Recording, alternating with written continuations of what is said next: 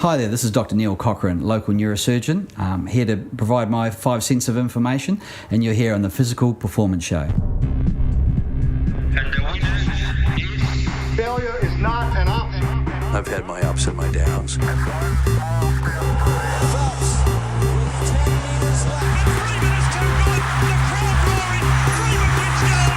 I think it's an absolutely breakthrough experience.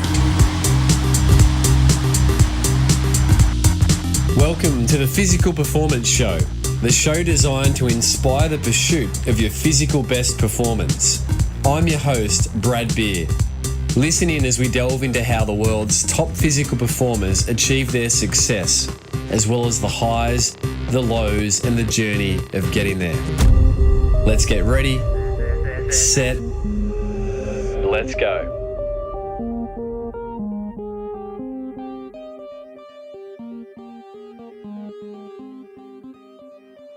Welcome to the Physical Performance Show, brought to you by Fisiocrem and Pogo Physio. I'm Brad Beer, sports physiotherapist and exercise scientist by trade and training, and founder of Pogo Physio. Each week, we'll bring you the latest and greatest information and inspiration designed to help you perform at your physical best. We do this across a range of our different episodes, including expert editions, interest editions, featured performers, and coaches' corners. And on today's episode 202, I'll share with you a conversation that I recently had with Dr. Neil Cochrane, neurosurgeon, around all things neck, lower back pain, and sciatica. Of course, this is an expert edition, and it's an important topic. Most people will go from cradle to grave experiencing either neck, back, or sciatica at some stage of their lives. We all know someone in our world who has battled with it, and there's a lot of misinformation around it. We've covered lower back pain on episode 109 with biomechanics researcher Stuart McGill. However, I'm excited to share Dr. Cochrane's teachings with you today around a neurosurgical approach to some of these frequently encountered conditions. By way of bio, Dr. Cochrane is a New Zealand and Australian trained neurosurgeon and spinal surgeon who specialises in the treatment of spinal conditions, brain tumours, peripheral nerve disorders, and much more. Dr. Cochrane regularly attends and presents at scientific meetings, surgical training symposiums, and international neurosurgery and spinal surgery workshops. Dr. Cochrane is actively involved in the design and development of spinal implant technologies, and is based in South East Queensland, Australia. So let's jump in on this expert edition with Dr. Neil Cochrane on all things sciatica, lower back, and neck pain.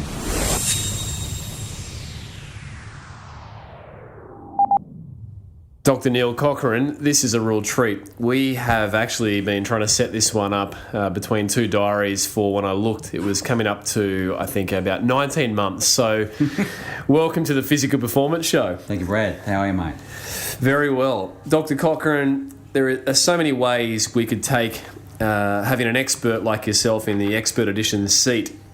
But I think starting with some of the major things that many people across their lifespan will experience would be potentially a good starting point. So, that of sciatica, as we generically call it or term it, and also lower back pain. Yeah. But before we go there, can you put listeners in perspective with a day in the life of Dr. Neil Cochrane and a little bit about your background? How did you find your way into your line of specialty as a neurosurgeon? All right. So, it was a mistake. And what I mean by that is I always wanted to do medicine. I have no family history of anything similar to that. My father was a truck driver. My mother was secretary in the company. So, but I got my tonsils out when I was 5 years old, and I think I fell in love with the surgeon then. I thought, this is good. I love this job. This is what I'm going to do. Which I told my family all the way through primary school and high school, and I think they said, yeah, okay, whatever. And I said, no, I'm going to be a surgeon when I grow up. And so ultimately, like anything in life, you really want to do it, you do, and I did, and here I are. But I was going to do something a bit more 9 to 5-ish. I thought I'd do ear, nose, and throat surgery. I thought that was a nice, clean job, and I thought that would be good. And I was all keen to start specialty training in that. And I thought, well, let's do something complementary. So I thought I'll just do some neurosurgery just to get some bit of crossover skills, and just absolutely loved it. And so I decided, I sort of jumped ship. I said, this is what I'm going to do. So there you go. And that was a few years ago now, Brad, but I've stuck with it, and it's been great and very rewarding, and I feel pretty, I know it's a bit of a cliche, but I feel blessed to do what I do. There's not a lot of people get the opportunity to, so it's been a great career. I work in private practice here in the Gold Coast, and the majority of what I do is spinal surgery, because frankly that's the biggest issue we're faced with. And we'll talk a bit about that, no doubt, as the podcast goes on. But as a neurosurgeon, we're involved in a whole bunch of other things. So we're dealing with brain tumours or things like aneurysms, blowouts on arteries in the brain, peripheral nerve problems, pinched nerves, carpal tunnel syndrome, that sort of stuff. But as I said, the majority of what we do is sore backs and sore necks, and that's there's a lot of that around, and that's really my primary focus and my sort of subspecialty expertise here, and what I've sort of focused my training on.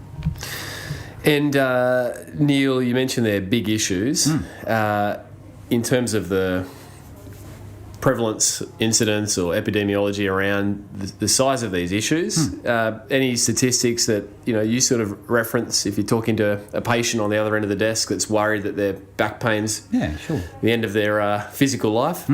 Well, back pain's a good example. I was actually speaking to a group of GPs about this today, so I actually checked the current statistics on it, and it is 93 in the US, which is where most of our sort of big medical stats tend to emerge from.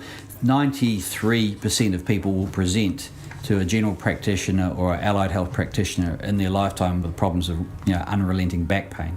They might not be permanent, obviously. We're not all sort of cast to having failed backs, but it's basically guaranteed in your life you have a sore back. At some stage that will limit your functional capacity or employment capacity.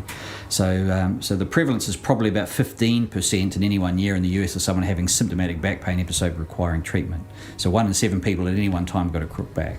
So that's quite significant. Neck pain's not quite as bad, but it's not much better. It's probably 70% of people in their lifetime will have significant symptomatic neck pain or tension headache symptoms. Take a while to resolve. So it's similar. So this is a huge issue. Low back pain after respiratory tract infections is the second most common reason people go to the GP in Australia as an adult. So it's a huge issue.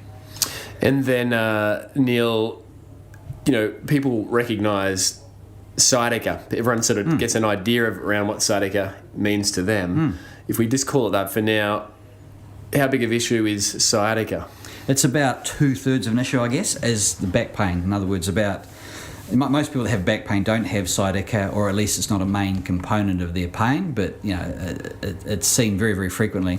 And in spinal surgery, in my line of work, it's the bread and butter. Now, there's a thing we treat most commonly is sciatica, or in the arms, we call it radicular arm pain, when you have problems in your neck, pinching the nerves to your arms.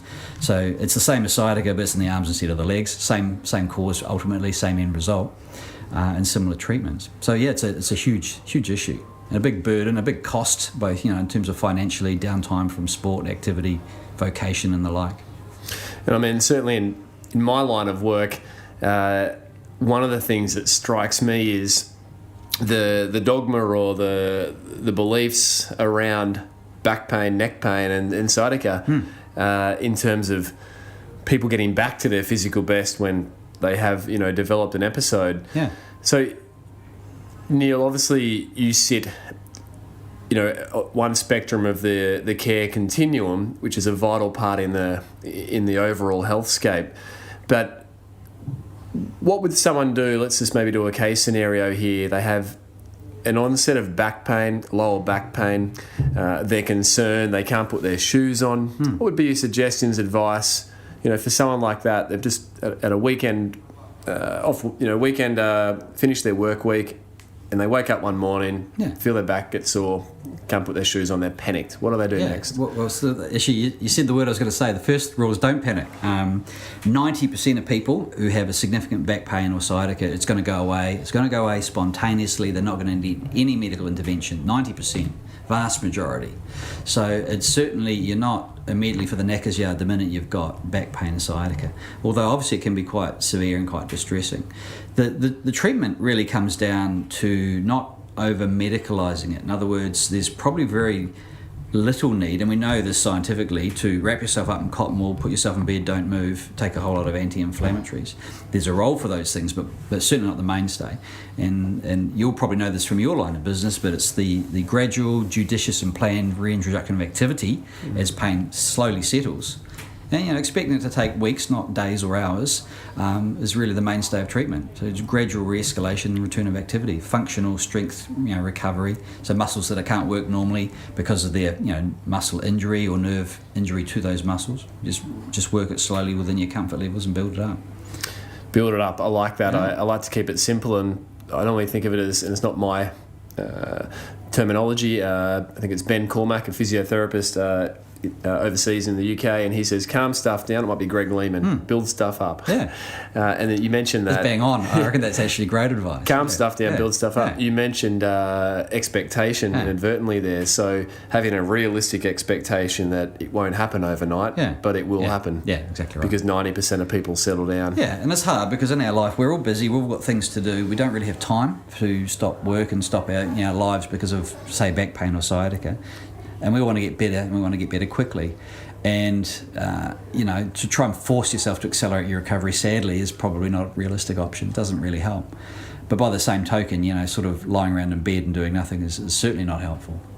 And it's funny because that was old school. It used to be, you had an operation, you lay in bed for 6 weeks. You hurt your back, you lay in bed for 6 weeks. And we know now that all we're really doing is deconditioning our muscles and setting ourselves up for re-injury as soon as we actually reintroduce activity. Yeah. Neil, let's talk about on back pain here. The 10% of people that, don't resolve. So how may they present? What are some of the pathologies or conditions that, might walk in your door, and then what are your interventions? So as I work as a neurosurgeon, so that means my patient group are almost filtered, if you will. The time someone comes to see me, you would reasonably expect they've been through a lot of other things first, and they have. They've talked to their physio, they've seen their GP, they've talked to their mate who had the same problem, and I guess they've made a referral. By the time they get to see their specialist, anywhere from 2 weeks to 2 months may have lapsed before they're actually getting treatment. So the patients I see are filtered. The ones that haven't obviously got better, or else they would have cancelled their appointment, and they're still sore. So I'm seeing a slightly higher percentage of people that have significant pathology. What I mean by that is some sort of nerve damage or threatened nerve damage, some instability in their spine, or some sort of muscular injury that promotes ongoing disability and needs to be addressed in a more specialist manner. So. And, a classic, I think, of my work, Neil, as a sports physio, is the patient that walks in, they do have that leg pain that we mentioned, and often they feel like they want to chop their leg off. They often describe it as it's that sort of unremitting, horrible leg pain, sciatica. Sometimes with back pain, sometimes without back pain, and we bring them in, and the classic test is sort of the leg raise test. You lift the leg up, it doesn't go far, and one of the things I've just, learned over 14 years in my work is not to panic, because with time, and I've observed this through actually a few referrals to you where I was fairly certain that they might be looking at a procedure, and you've indicated that it's going to take time, and maybe 12, 18 months later they're back to professional sport in some instances without any intervention surgically. So can you speak to that a little bit about the fact that this can take time to really settle down? Well, there's probably a couple of key issues. I think the first is, and this is very important, I think, so listen up people, the severity of your pain is not necessarily a good indicator of the severity of your injury, and you may feel the same way. So what I mean by that is you can have a relatively minor compression on a nerve but the most horrendous rip-roaring back pain or leg pain, and it's debilitating and very distressing. You can't sleep at night, you can't ride in the car for more than 10 minutes due to severe pain. It's very disruptive. So of course, in our minds, if we have severe pain, we must have a severe problem, and it's not necessarily the case. That's the problem with nerve pain. Nerves conduct pain. You irritate a nerve, you get a lot more pain than you might from another injury. So we probably, I think, tend to magnify the severity or the consequences. So we call that catastrophizing in our mind of what's going on when we have pain. So that's why it's quite important, if you have unrelenting symptoms, to get assessed. My line of work, we do scans quite commonly. We sort of try and get a good physical picture of what's going on that hopefully correlates with clinically what we see when we examine our patients. And we can normally provide pretty accurately some good prognostic information about our condition. So yeah, don't panic. The severity of your pain, and it needs to be treated, managed, don't get me wrong, but it doesn't necessarily mean you are absolutely permanently disabled. You know, the vast majority of people, as I say, we can actually get them to turn the corner with relatively innocuous interventions. And of course there are a percentage that have to have surgery, but they're a small percentage. Hi, it's Dr. Stephen Seiler from episode 172 of Expert Edition. I'll see you down under in July. We are so excited here at the Physical Performance Show to be hosting our very first live event. And that is featuring episode 172 Expert, the most downloaded episode to date, Dr. Stephen Seiler, father of all things polarized training for endurance athletes. We'll be bringing Dr. Stephen Seiler down under to the Gold Coast in July 2020 to be hosted at the Bond University Institute of Sport and Health for a one-day workshop titled Sustainable Training for Attainable Endurance Goals. Dr. Seiler will share his years of expertise around intensity distribution, interval training, periodization, and training load monitoring. If you are into endurance sports, a coach, a health practitioner, a fitness professional, or an athlete of any level, and you can make it to this rare one-day live event with Dr. Stephen Seiler, then get in quick. There's just 100 tickets total for the day. Many have already gone. And the good news is, as a listener of the show, you can receive 10% off the ticket price by simply using the code TPPS. That's TPPS. You'll find tickets available over at pogophysio.com.au under the Services tab. For now, let's jump back with Dr. Neil Cochrane, neurosurgeon and spinal surgeon, on this an Expert Edition, exploring all things back, neck and sciatic related pain.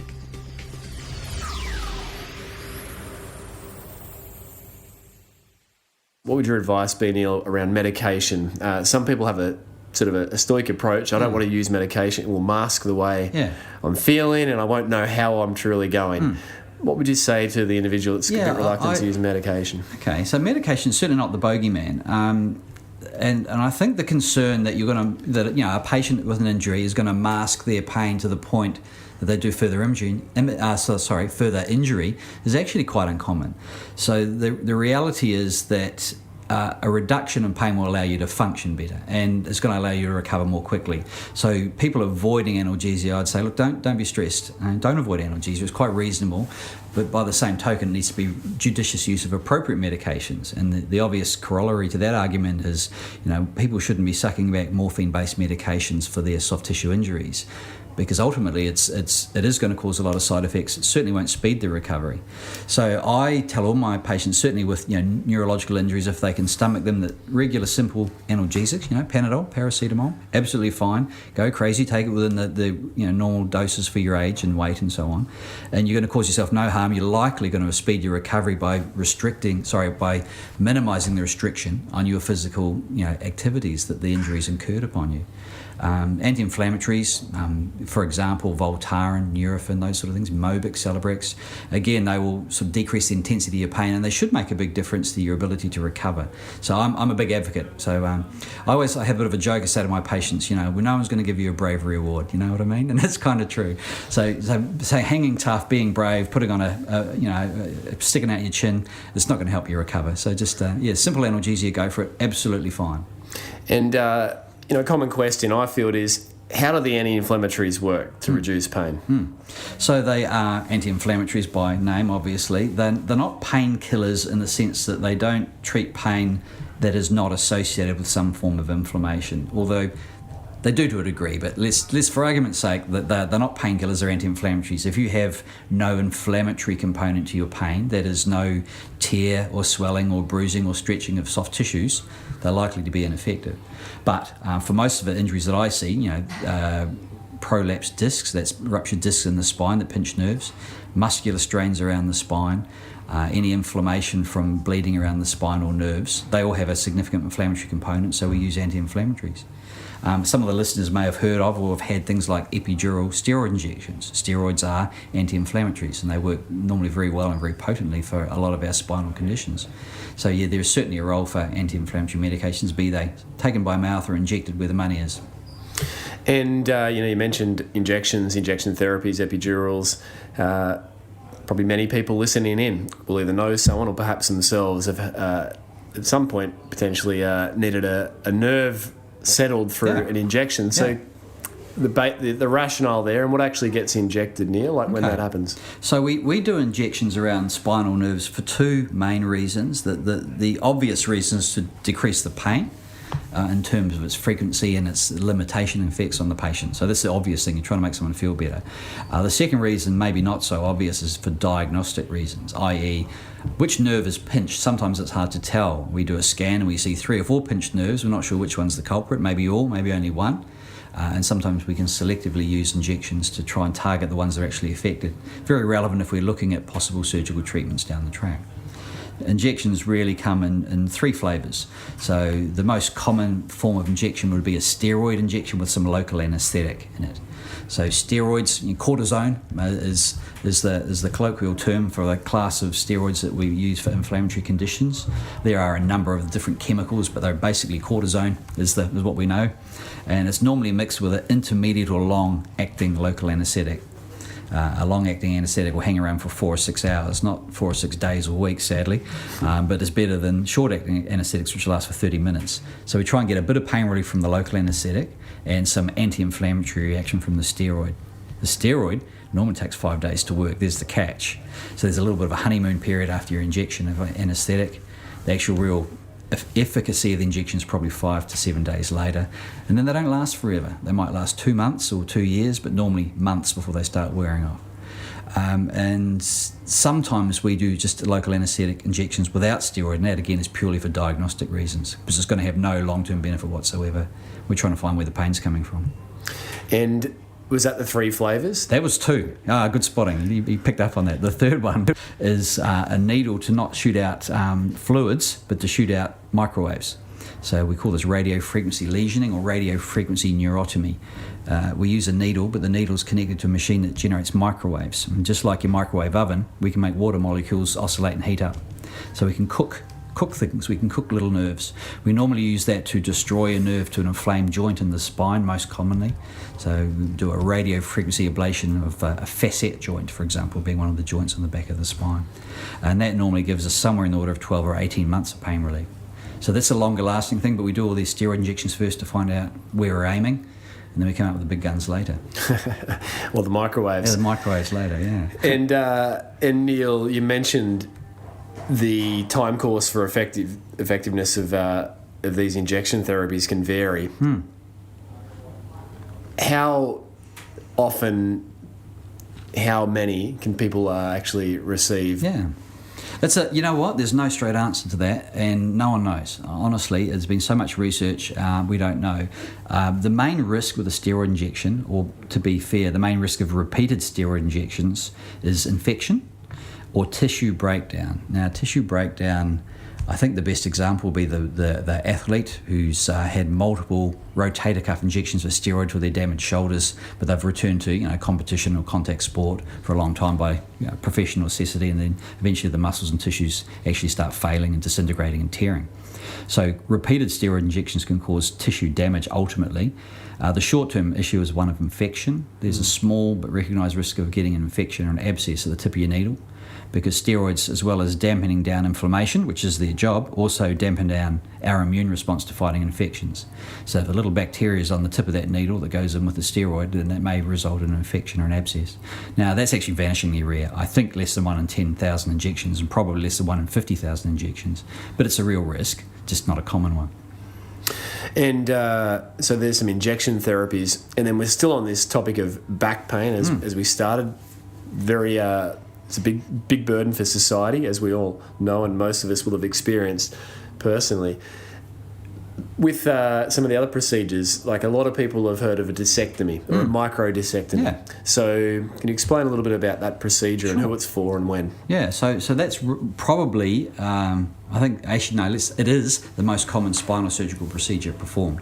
So anything ectomy means removal of. So if you're going to remove a discectomy, going to remove a disc, that's a discectomy. It's a bit of a trick though, because we don't remove the whole disc. The disc between the bones and the spine has a number of jobs, not the least of which is a bit of a shock absorber.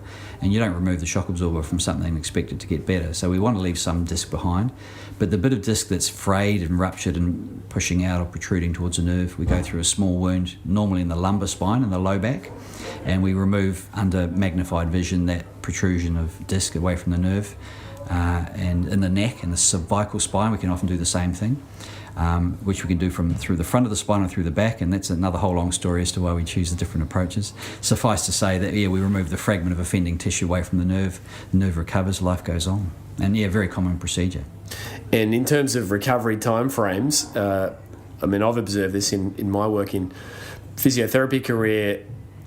It can almost be like night and day, I should say, Neil, for their, they have the procedure and they've been in pain for a long period of time and often quite uncomfortably so, and then they have the procedure and there's relief. Yeah, exactly right. So there is, like everything in life, a bit of a recurrence rate, but generally speaking, people that have a discectomy, the majority of their pain, 70-80% of their severe debilitating pain actually goes away immediately after surgery. Often people don't necessarily realise it, but they have numbness in the same distribution they have pain when they have a pinched nerve. The pain goes away, the numbness becomes apparent because the pain's gone. If you have both, you often can't tell you've got numbness when you've got pain. So people think they've got new numbness, but I can assure them it was already there. And the numbness often takes weeks, sometimes even months to go away. But, numbness is not the end of the world. Pain is very debilitating. Numbness is just damn annoying. But it goes away slowly and functionally. People get back to their normal activities very quickly. I normally have my patients back to controlled exercise and activities no less than 2 weeks after a discectomy operation. And unless there's mitigating circumstances, I would expect them to be at good normal function, certainly no later than 8 weeks, including professional athletes. And our listeners can't see, and I can't say this person's name for medical confidentiality, but and Brad knows who I'm talking about. There's a photograph on the wall in here of a well-known athlete who had a microdiscectomy, and he was back to competing at very high level. So the goal is normality. The goal is recovery to normality, and if it's normal for you to be a high performance athlete, that's still our goal to get you back there. Yeah, and then that particular athlete went on to have one of the most outstanding careers in their chosen sport, and this procedure done by yourself was done in maybe the two-thirds mark of that career. Neil, someone's got the leg symptoms, they're in a lot of pain. What advice would you give to the individual or the health practitioners around how soon they need to engage someone like yourself or one of your professional colleagues to get an opinion, a neurosurgical opinion? Say they've had an MRI, there's a lesion with a disc protrusion that's significant, the nerves maybe copying a bit of a hard time. Yeah. What's the wait and see approach versus get consulted and get advised? Yeah, well, probably not surprisingly, I would tell you to go and see your specialist early. Of course I'd say that, but there's a good reason. I think, and I said this at the start of the podcast, a lot of people have severe pain and they assume they're really in big trouble, and that just may not be the case. And if I can show my patient the scans and I show them some models, explain the situation, which a GP just won't have the time to do in a normal consultation, I hope, set their mind at rest that, okay, this is sore, but there's hope and, in fact, expectation for recovery without aggressive intervention.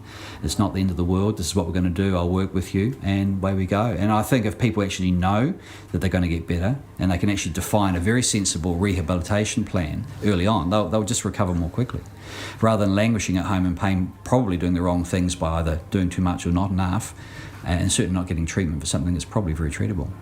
And that reassurance from someone that sits on the other side of the desk here to walk someone through a rehabilitation journey, and peace of mind, I find often gives people a sense of buy-in to their rehabilitation, like, there's nothing else for me but this, so I'm going to give this what it needs. Yeah, no, that's actually very true. Yeah, I mean, and it's a bit of a shame. I always feel a bit bad because the poor old GP takes a bit of a knock from the patient because, The GP is working very hard, but working under significant time constraints, and just cannot spend a significant amount of time with a patient, nor do they have the expertise to really go into the nuances, whereas I can and my specialist colleagues can.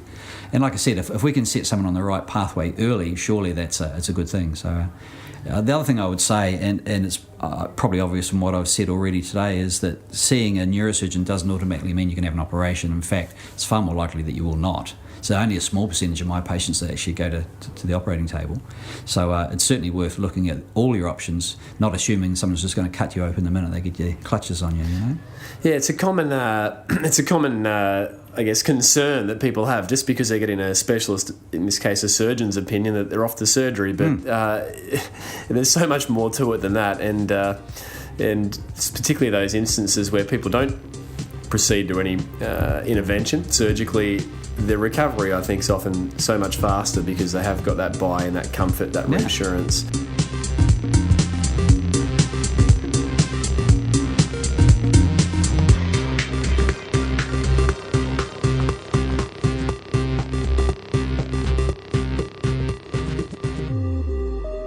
You're listening to Dr. Neil Cochrane on this, an expert edition, sharing around all things neck, sciatic and lower back pain.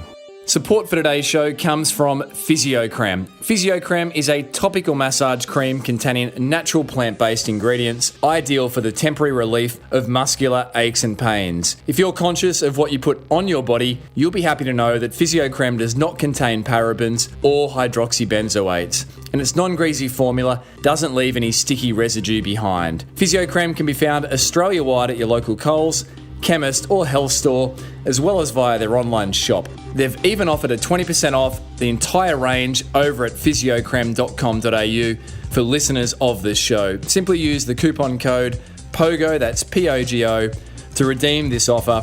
Hurting Sucks and Fisiocrem have got your back. Support for today's show also comes from Pogo Physio. We exist to help you get back to your physical best following injury. Our approach and philosophy is very simple. We do not wish to see you for a session more than what you need.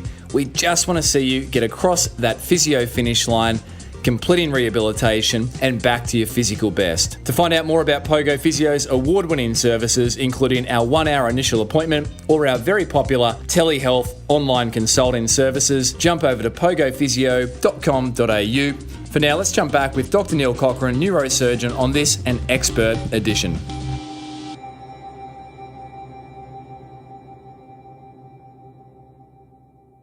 Neil, with back pain, there's also orthopaedic surgeons, and many people might come in also going, hey, when do we see an orthopaedic surgeon versus seek a neurosurgeon's opinion? Yeah.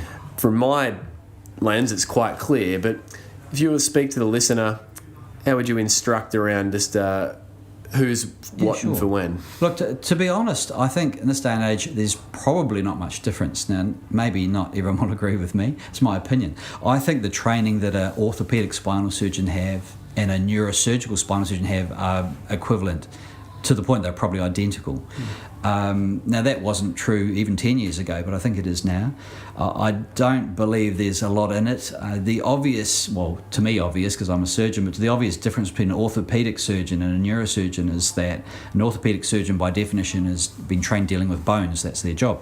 So they have an expertise in things like, for example, a patient that might need a lumbar fusion operation and screws inserted in their bones. Of course, that's what they've done their whole career. The bones might have been an elbow or a knee or a forearm or a finger, but ultimately they're fixing bones together, so of course they're very accomplished at doing that in the spine. Neurosurgeons, our job, or our training is entailed dealing with things like brain injuries, brain tumours, problems with spine and nerves. And we've typically been operating on soft tissues. So we don't necessarily come from a bony background, for want of a better word, but in our training we learn the sort of the gaps, if you will, that weren't early in our training, and vice versa for the orthopaedic spinal surgeons who learn more to how to deal with nerve tissues and the like. The end result is, the time we finished our training and our specialty fellowships, we're pretty much all on the same boat. So the long and the short of it is, I think there's not much in it. I certainly have got no problem going to see an orthopaedic spinal surgeon as a neurosurgical trainee. I think it's quite a reasonable thing to do, and I would hope the vice versa would be agreed upon. Yeah, as long as the individual gets the care that they need to get the outcome that's possible. Neil, in terms of foot drop or lack of power in, for example, the calf or one of the leg muscles. Yeah. What does that indicate to someone? If they're noticing that they've had an onset of, say, leg symptoms, leg pain, and they're starting to lose strength and power, what could that indicate? Sure. Foot drop, just for the listeners who may not have come across it, it's a term that infers that you can't pull the top of your foot away from the floor.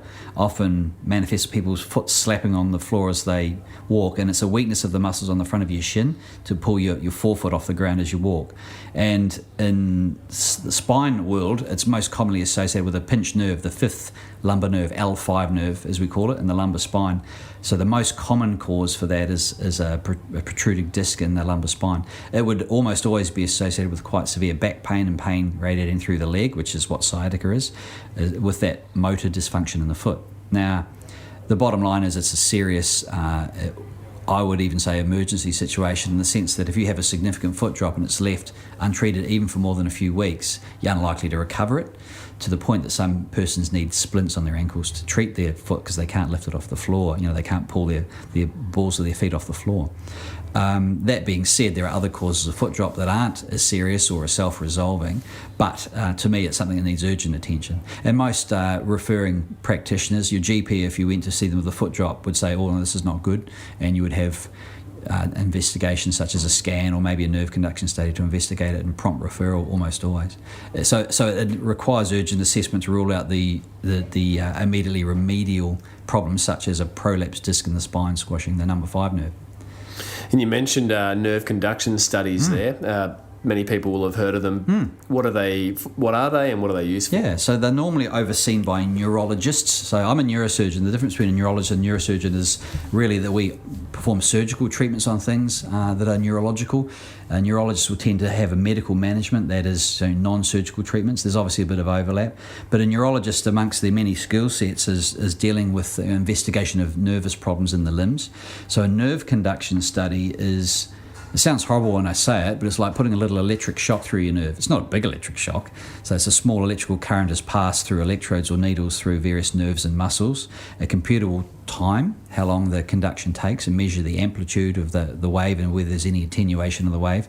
And we can basically determine if there's any slowing, conduction delay. And these things infer either nerves are squashed or damaged, and they will tell us which part of the nerve is squashed or damaged. So we get a lot of information functionally about how nerves are working, and from reflexes from the spinal cord all the way down to your fingers and toes. You mentioned that numbness will typically resolve with time, but in many instances, foot drop or motor disturbance or muscle control or strength, if you like, doesn't always. Why is that?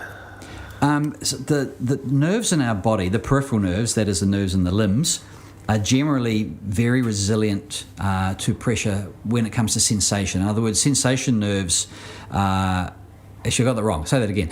The motor nerves are very resilient. The sensation nerves are more susceptible to pressure. That's what I meant to say. So quite often when you have a mild amount of nerve compression, you'll get a sensory problem and numbness, pins and needles and tingling. If the amount of compression on nerve is more severe, you can get motor dysfunction, a weakness, and say a foot drop being one obvious example of that. So having a foot drop infers quite a more significant injury to the nerve, and therefore more likely internal damage to the nerve. The longer you leave a nerve squashed or damaged, and the more severely it's damaged, the less likely it is to recover. So we try and get the pressure off nerves when they're severely squashed pronto. And if we shift to the upper limb, many people can be surprised if they've had an onset of arm symptoms, be it, say, for example, pain or numbness, that in the absence of neck pain, they don't have a sore neck, that it can be generated from the neck. Yeah. So can you speak to that? Yeah, so the most common scenario, and the neck and the lumbar spine, which are the two sites of the spine most commonly have ruptured discs, have quite a common and relatively similar pattern of an onset of neck pain or back pain, obviously depending on which part of your anatomy is affected. And that often settles down quickly, and after maybe 2 days or even 2 weeks, the arm or leg symptoms respectively start to develop. So quite often the patients that develop pain or weakness in their arm from ultimately a prolapsed disc, they said, my neck was really sore for 1 day, or my shoulder blade or shoulder was sore, and then that settled down after a couple of days. And by the time they see me, they have either little or sometimes no neck pain or shoulder pain, but they clearly have significant weakness in their arm. And we do a scan, and clearly they have a squashed nerve in their neck causing it. So yeah, the neck pain is not guaranteed. So that, that's a bit of a track. Often people will think, well, my neck's not sore, so it's not a neck problem. Well, fair enough, but it might have started off as a neck problem, and it's just wasn't apparent to the sufferer that's the cause of all of this. And maybe it's a tough question, unfair question, but if you had to put a percentage of your observations, what percentage of people with those sorts of things in their neck present with arm symptoms, but they present without neck pain? Most people still have some, so the percentage that have no neck pain would probably only be about 15 or 20%. Okay. But it's enough to to obviously flummox a few people when they can't interpret why they have their arm problems, for example. Yeah, okay, so it's only fairly small. Neil, biopsychosocial model of pain. That's a big, long, fancy, bunch of words put together. To me, it means we're dealing with individuals who live lives, who have pain, and their interpretation of their pain can be varied from expectations to family history. There's, to pressures with work, psychological states. What does that sort of mean to you in your line of work as a neurosurgeon? Yeah, well, honestly, we could talk, and I'm not exaggerating, we could talk for 2 hours on pain. Pain is a hugely interesting and complex thing. So everyone has heard, or if they're unfortunate enough, has been told that pain is all in your head, okay? Which is a horrible thing to hear when you're in pain.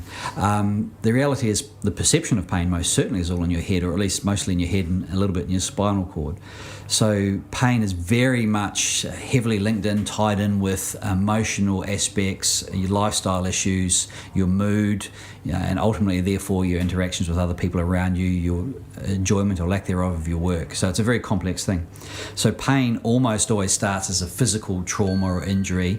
Eventually, and certainly if it's severe enough and it's there for long enough, becomes manifest as a relatively self-preserving and almost autonomous function of the spinal cord. So, and I tell my patients this, it's probably a good example most people probably can understand. I think most people have heard of the phenomenon where people might have had an amputation and they have what's called phantom limb pain. So someone has an amputation of a leg, let's just say, and they get an itchy toe, even though that toe has been gone for 10 years. And they can feel their itchy toe, they can know it's their toe, it's clearly an itchy sensation. And they can't do anything about it because they can't scratch their toe because it's not there. And that has a very real perception of pain or unpleasant unpleasant physical phenomenon, although clearly it's not from the peripheral source. That's probably manifested by automatic responses in the spinal cord. Now, pain, sadly, does the same thing. If you have pain long enough, it'll become somewhat autonomous and self-regulating and self-perpetuating, which is very difficult. And that's when it's vitally important to manage our perception of pain, our knowledge of pain, to try and manage and understand and ultimately control how it affects us in our everyday living. And that includes interpersonal relationships, activities, avoidance of activities, because obviously when we're in pain we should avoid activity to make it worse, which is of course is not correct, but that's of course our first thought. So there's so I know it's a very long-winded answer, but it's a hugely complicated, multifaceted phenomenon that needs to be managed not just by one simple means, i.e. taking a painkiller by itself will not treat the manifestations of pain for chronic pain. And we all know this. You're listening to Dr. Neil Cochrane on this An Expert edition, sharing around all things neurosurgical approach and opinion regarding neck, back and sciatic pain. If you missed last week's episode 201, it was a featured performer episode where I caught up with the Iron Cowboy himself, James Lawrence, and we discussed James's world record setting 50 Ironman triathlons across 50 days, across 50 states of the USA. If you missed James Lawrence sharing, here's a little snippet of what you missed, and be sure to jump back and enjoy the full episode. Yeah, so we were on this journey of raising money for charity and pushing myself physically, mentally, and doing fun, adventurous stuff with the family. And ultimately, at the end of the 2012 world record, where we did 30 Ironmans, 11 countries, all official events around the world, I kind of, just what we talked about, I looked back on it and went, yeah, that was the hardest thing I've ever done. but now I've got some experience, and I didn't find myself physically and mentally, and what does that look like, and what do I do in that moment? And so the concept was born of, inspired by Dean Karnazes, who did 50 marathons in 50 days, and I was like, man, if that dude did it with a marathon, what could I do, and could I do it with an Ironman? For now, let's jump back with Dr. Neil Cochrane, neurosurgeon, on this, an expert edition of the Physical Performance Show. Chronic pain, I often hear people describe or label their situation as it's chronic. I've had it for a long time. So you mentioned there that there's two categories. There's shorter and I think longer. If you mentioned that. Yeah, thanks for getting back on track. Yeah, so chronic pain's been there for a long time, and therefore by definition has sort of involved all these other processes I was just talking about before, and it's. So the chronicity of pain, the length of time in and of itself doesn't worry me unless we're talking, say, 6 months or more. That's certainly a worry. If you've had any pain for 6 months, it's not getting better, or at least there's not complete resolution of the cause, and two, by definition, you must be developing more significant central nervous system reactions to that pain. Depression is the most common thing. In fact, the incidence of depression with chronic pain of more than 12 years is nearly 100%. I tell my patients if they've had pain for a year and they're not depressed, there's something wrong with them. I mean, it gets you down. It should get you down. Why would it not? So, there's clearly your mood and your whole demeanour in life changes drastically when you have severe pain for a long time. So there's the trying to break the cycle is vitally important. And obviously that's a physical thing, trying to get rid of the cause, as we've been talking about. And then far more complex and multimodality interactions with other people to help your response, your perception of pain and the reality of how it's affecting you. Yeah, such a big topic. As you say, there's hours of conversation there. Neil, while you're in the hot seat, there can be some, I guess we could label it this, weird and wonderful. It's probably not so weird, but, nerve entrapments and different things that can happen. I mean, in athletes, you can sometimes see this sensation develop down the outside of the leg, neuralgia paresthesia or lateral femoral cutaneous nerve. In cyclists, different athletes, sometimes nerves into the thigh. So can you just do a quick little run around the body of possible nerve entrapments that you may see? So the most common one by far, the one that's suffered by the most people, is carpal tunnel syndrome, and that can happen with or without sport activity or trauma. In fact, it's normally spontaneous. And that's most people listening to this are probably aware of it because they might have suffered it at times. It's the burning, tingling, numbness or pins and needles feeling in the hands, often from your thumbs to about your ring finger, because that's the distribution of where the nerve that's pinched in your wrist, which is the cause of it, that's where it runs. So stereotypically, that's people that wake up in the middle of the night with numb, tingly hands and they shake them a little bit and that goes away. That's carpal tunnel syndrome. People that drive for long distances, the vibration of the steering wheel and the extended wrists frequently cause it. Jackhammer operators, people that have vibrating equipment in their hands for prolonged periods of time, frequently suffer it. So that's probably the most common. Well, not probably, it is the most common. Everyone's whacked their funny bone on the edge of a desk. The funny bone is not a bone, it's a nerve. It's called the ulnar nerve. And amongst other things, it gives you a sensation to your little finger and your ring finger. So if you've ever whacked your elbow on the edge of a desk nice and hard, you'll know you get electric shock down to your little finger. So that's an acute trauma to the ulnar nerve, which normally settles down quickly, but you can have chronic compression of the ulnar nerve, so you can get numbness in those fingers, and sometimes your fingers themselves get clumsy. That's probably the second most common of the sort of the nerve conduction of nerve entrapment problems that we actually have to surgically treat and decompress. Other more common ones, Brad mentioned before, that one, neuralgia paresthetica. So there's a nerve that goes to the front and outside of your thigh down to just above your knee, and it often gets trapped by the ligament in the front of your pelvis. And that can happen most commonly, it's sadly, and I'm at risk of it because I'm 49, sadly it's in middle-aged blokes who start putting weight on in their abdomen, and when the abdomen enlarges, it starts stretching the ligament, the nerve gets pulled, and they start getting pain down the front of their thigh. And not surprisingly, they think, oh my God, I've got sciatica, I've got a ruptured disc in my back, and it's almost always nothing to do with the back at all. It's a peripheral nerve entrapment. Piriformis syndrome is probably the other very common one. So the piriformis is actually a muscle. It's a muscle that runs over the back of your tailbone, or just above your tailbone, your sacrum towards your hip joint, your femur. And it runs across a hole or notch in the back of your pelvis, and through that runs a nerve called the sciatic nerve, which we've all heard of. And the piriformis muscle can shorten or bulken up, or sometimes just be of a slightly abnormal shape, and it tends to eventually put tension on or traction on the sciatic nerve, and you start getting pain in your buttock and down the back of your leg, and sometimes to your calf. and that's normally treated non-surgically. It's normally treated with appropriate either relaxation of the muscle if it's over bulky or hypertrophied. Actually, more often it's a underdeveloped muscle and not enough cushioning between the nerve and other tissues, and sometimes we actually strengthen up the piriformis muscle. But that's what the likes of Mr. Bear here come in, because he can do great guns to sort of remedy those situations over time. The slow but gradual recovery is anticipated with those things. So that's my little Cook's tour, I think, of the most common entrapment neuropathies that people have. Hopefully that's what you were thinking. That's great. Around the body in 3 minutes with Dr. Neil Cochrane. Describing a disc. Final few questions here, but, how do you describe a disc to people? Yeah. Well, you know what? A disc isn't a disc, and there's our first problem. Also, sciatica isn't sciatica, but I'll get to that in a minute. So a disc, when you say the word disc, well, when someone says it to me, I ultimately think of like a token or something round, like a coin or a poker chip or something like that. I think of it as a solid, consistent, round disc. But our intervertebral discs are not that at all. And I describe to my patients as a band of cartilage around the edges of two bones with jelly in the middle. So the disc is really constrained, shock-absorbed, compressible jelly, and it's constrained by woven fibres of collagen, a bit like a canvas, if you will. So it's quite tough. It allows a bit of compression and rotation, but only within sensible limits. And then the jelly in the middle provides the shock absorption. If that canvas, we call that the annulus of the disc, if that frays, it hurts. And if it frays enough, it makes a hole, and through that hole, the nucleus, the jelly in the middle, leaks out and might squash a nerve. And then you get sciatica or radicular arm pain if it's in your neck, and then the rest is history, as we say. And that leads me to the point about sciatica, just worth saying. So someone says, I've got sciatica, so I've got a problem with my sciatic nerve. Problems with the sciatic nerve are vanishingly rare. Piriformis syndrome is the most common sciatic nerve irritation or entrapment. Rare things like tumours in your butt muscles can sometimes compress the sciatic nerve.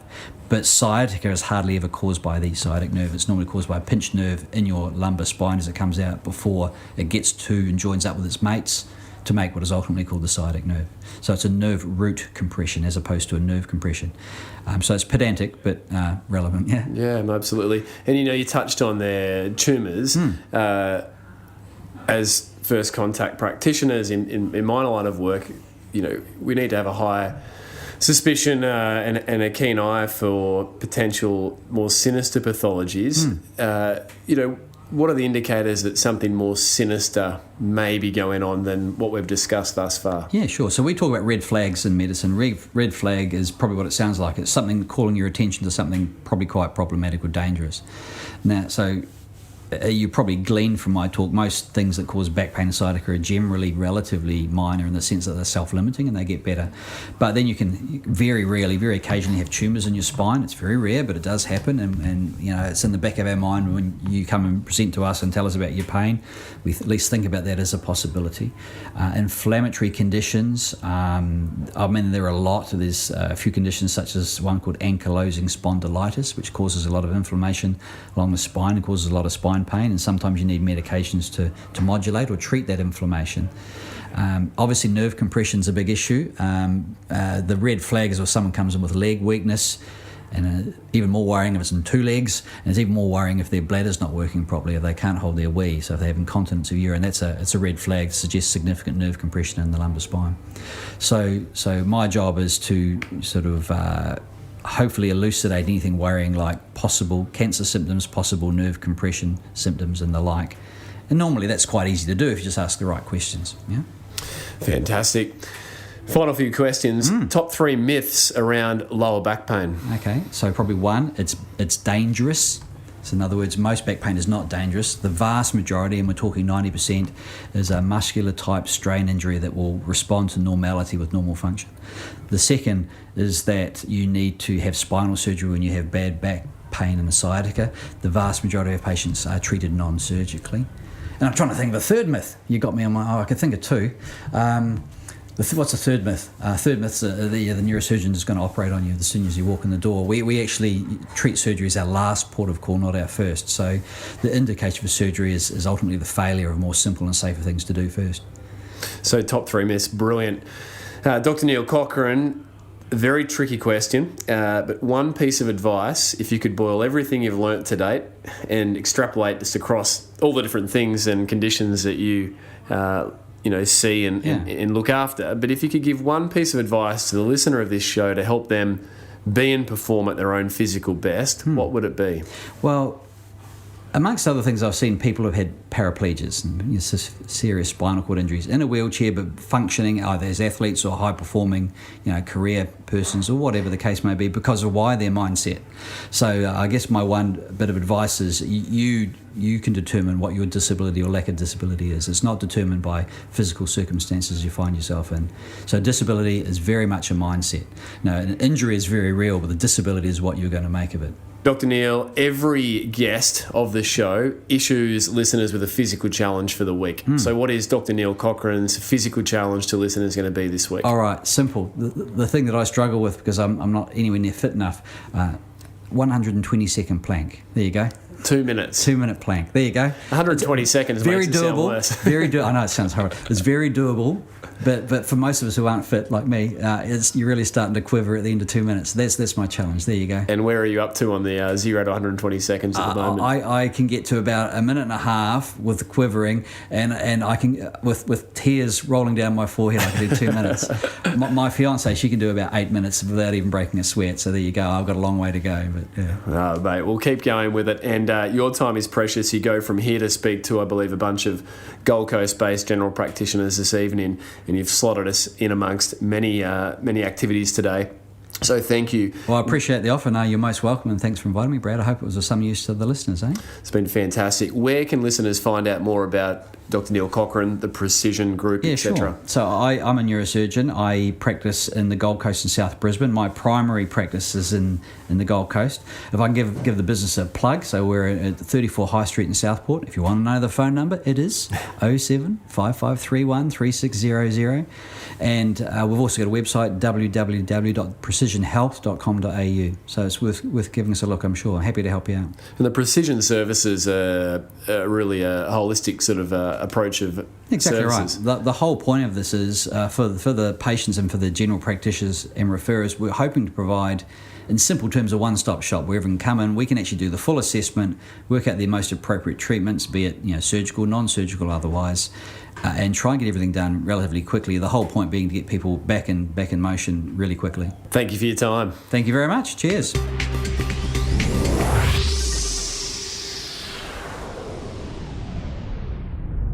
So there you have it. I trust you took some valuable learnings from this expert edition with Dr. Neil Cochrane. You can find Dr. Cochrane based out of the Precision Brain, Spine and Pain Centre on the Gold Coast, Australia. Jump over to the website precisionhealth.com.au. If you know someone in your world who would benefit from Dr. Neil Cochrane's teachings, then please share the episode with them.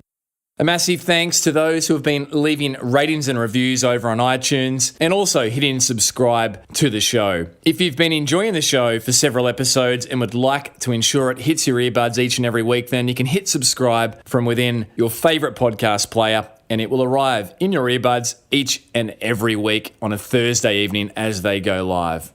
Don't forget to keep the podsies coming. That's a screenshot of the episode you're enjoying at any given moment, tagging the show in at Physical Performance Show or following the show along over on Facebook, The Physical Performance Show, where you can now leave questions for the featured guests that will endeavour to get answered for you after an episode has gone live. This was off the back of the feedback we received at the end of 2019, so we hope this is valuable to you. You can find me easily over on social media at Brad_beer, and of course, keep the feedback coming on any way we can improve the show. A massive thank you to the good folk who make the show possible. Daryl Misson, our audio engineer, Susan Wilkin on all things show administration, Matthew Walding on all things show graphic design.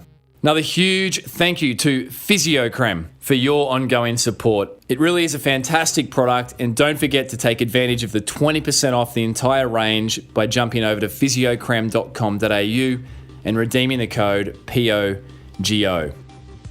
Now, coming up on next week's episode of the Physical Performance Show, I'll share a conversation I had with prior featured performer, very popular featured performer, New Zealand distance running star, hailing out of Ethiopia, Zane Robertson. Now, I caught up with Zane in the flesh whilst in Ethiopia several weeks ago. And we discuss all things marathon training and tactics and navigating an injury cycle. It's a fun chat from the heart of Ethiopia in person. So be sure to be tuning in next week ahead of then bringing you a conversation with Sharon Hannon, coach of Sally Pearson, Olympic Games hurdle champion, the following week. Until then, keep pursuing your physical best performance. I'm Brad Beer, and this has been the Physical Performance Show.